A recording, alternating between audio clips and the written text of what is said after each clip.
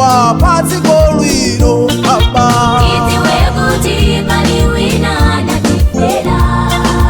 Tikamasangalala padziko lino ifeyo. Tidziwe kuti pali wina anatifera.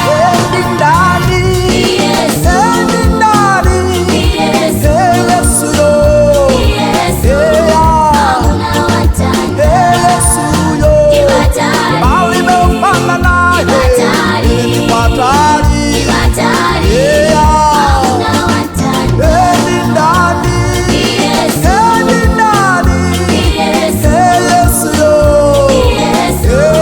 Hauna watani. Yesu yo. Kibatari. Kibatari. Kibatari. Bali mefana naye. Kibatari. Hauna watani.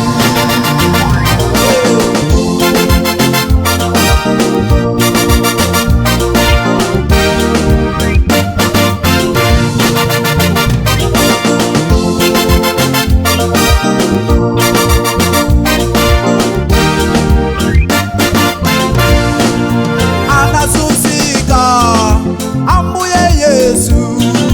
Tidziwe kuti pali wina anatifera.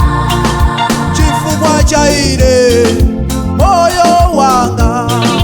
Tidziwe kuti pali wina anatifera.